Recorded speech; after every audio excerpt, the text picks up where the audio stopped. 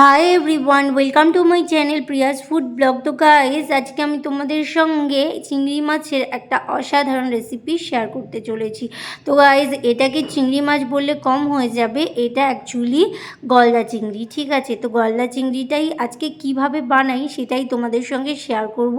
তো দেখো, প্রথমেই গলদা চিংড়িটাকে কিন্তু ভালো করে কেটে ধুয়ে পরিষ্কার করে নেওয়া হয়েছে। আর চিংড়ি মাছের পিঠে কিন্তু একটা ময়লা থাকে, সেটাও বের করে নেওয়া হয়েছে। ওটা কিন্তু বের করা খুবই দরকার।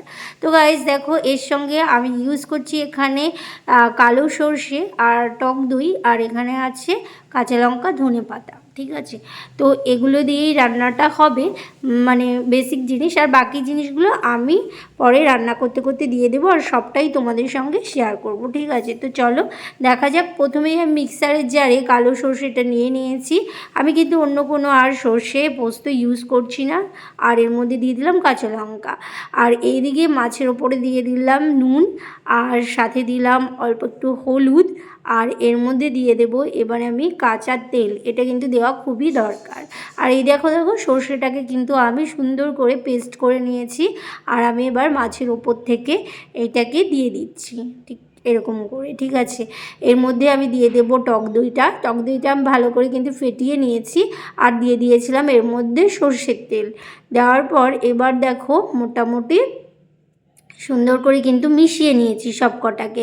এবারে আমি একটা অন্য পাত্রের মধ্যে দেখো কিভাবে মাছগুলোকে নিয়ে নিচ্ছি। ঠিক আছে, আমি এটা মানে নর্মালি জলে ভাপা করব না, এটা মানে ডাইরেক্ট আগুনেই হবে, একদম কম তাপে হবে। ঠিক আছে, তো ভালো করে মিশিয়ে এর মধ্যে সামান্য জল দিয়েছি, কারণ মাছটাকে কিন্তু ভালো করে সিদ্ধ করতে হবে, তো সেই জন্য।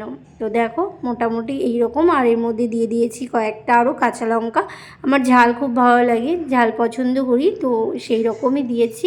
আর একটু দিয়ে দিচ্ছি এর মধ্যে সর্ষের তেল। দেখো, রান্নাটা কিন্তু একদম সর্ষের তেলের ঝাঁঝেই রান্নাটা হয়, খেতে খুবই ভালো লাগে। তো দেখো, আমি এবার সবটা মিশিয়ে গ্যাসটা অন করে নিলাম। আর এবারে এই পাত্রটা আমি এবারে এইভাবে চাপিয়ে দিলাম। আর এবার আমি এটাকে ঢেকে একদম লো ফ্লেম করে দেবো, আর তার মধ্যেই কিন্তু রান্নাটা হবে। তো চলো দেখো, আমি মোটামুটি এটাকে অনেকক্ষণ ধরে জাল দিয়ে নিয়েছি। আর চলো মাছটাকে তোমাদের জাস্ট দেখাই, একবার দেখো। এই দেখো কালার টেক্সচারটা কীরকম অসাধারণ লাগছে না, মানে মাছটাকে দেখেই মনে যায় কপাত করে গিলে খেয়ে নিই, এরকম লাগছে।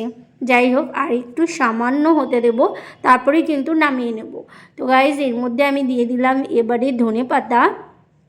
তো ধনেপাতা দেওয়ার পর দেখো পুরোটাই আমি সুন্দর করে মিশিয়ে নিলাম।